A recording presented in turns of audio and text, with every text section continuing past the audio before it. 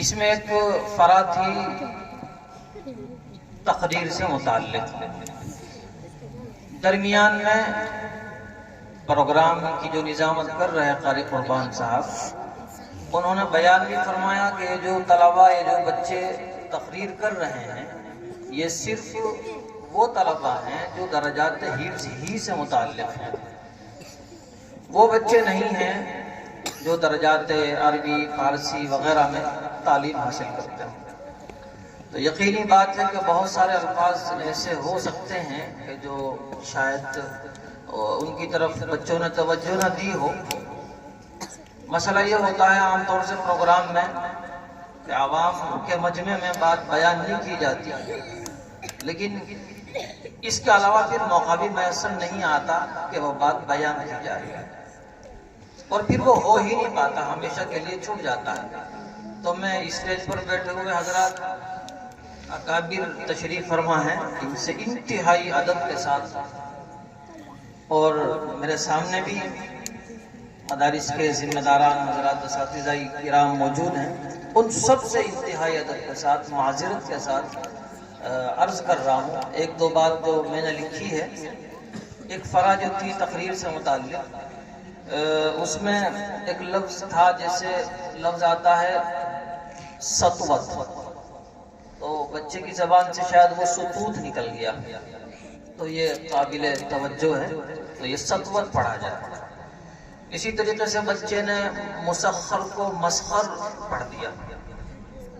اسی طریقے سے ایک لفظ آتا ہے جو ہم اپنی تقریر کے ختم میں عام طور سے پڑھتے ہیں، وآخر دعوانا ان الحمد للہ رب العالمین۔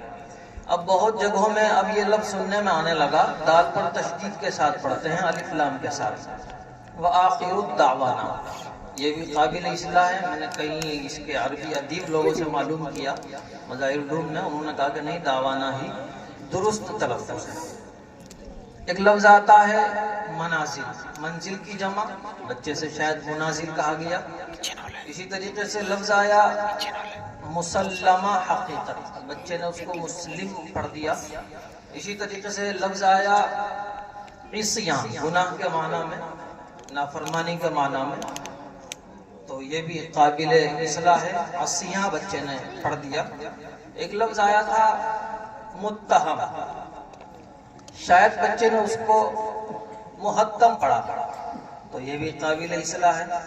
اسی طریقے سے لفظ آیا تھا آخر میں، ایک بچے نے تقریر کی اور علماء دیوبند کا ذکر کرتے ہوئے وہ لفظ آیا شہر وردی، تو یہ دھیان رہے کہ شہر وردی نہیں، سہر وردی، ہا کے اوپر سکون اور سی، سہر وردی یہ لفظ ہے۔ اور اگر میری یہ بات غلط ہو یا غلط لگی ہو تو میں پھر ایک مرتبہ پھر تمام لوگوں سے معافی چاہتا ہوں۔ دوران تلاوت ایک بچے نے ایک لفظ پڑھا سورہ قصص میں، اور وہ بچہ پڑھ رہا تھا حتی یصدر الرعاء وابونا۔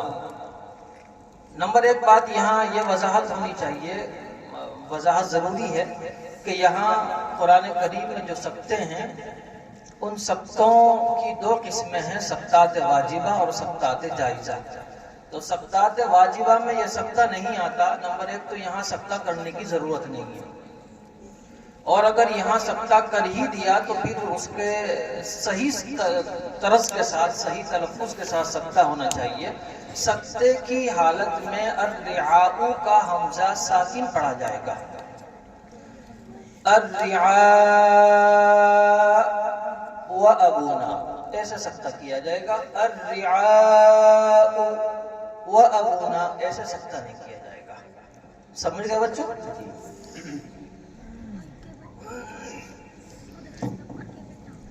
بہت ساری باتیں ہیں جو موٹی موٹی سی لکھ کر لایا تھا، وہ سب چھوڑ دی، اور جو بہت ضروری تھی وہ آپ حضرات کے سامنے بیان کر دی۔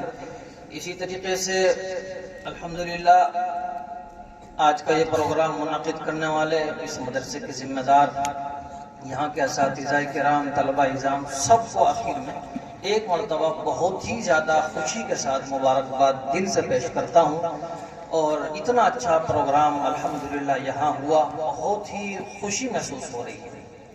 اللہ تعالی ہم سب کو قبول فرمائے، ان محنتوں کو قبول فرمائے، اور اسی طریقے سے جس طریقے سے اس علاقے کے اندر، اس جنگل کے اندر، اس مدرسے میں یہ بچے اتنے عمدہ لب و لہجے کے ساتھ قرآن کریم پڑھ رہے ہیں، یہ بہت ہی بڑے حوصلے کی بات ہے۔ اور ان اساتذہ کرام جو یہاں محنت کر رہے ہیں، یہ ان کی محنت کا ہلکا سا نمونہ ہے۔ اعتراض کرنے والے بہت سارے اعتراض کر دیں گے کہ یہ بچے جو حفظ کی فراہ میں تھے ان سے نہیں پڑھا گیا، تو محترم ان تمام حضرات سے یہی درخواست ہے کہ آپ اس سے عمدہ پیش کر کے دکھائیے۔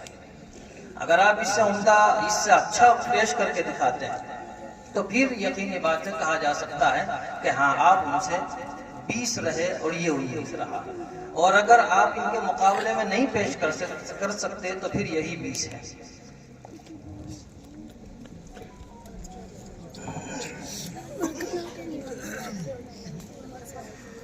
اعوذ باللہ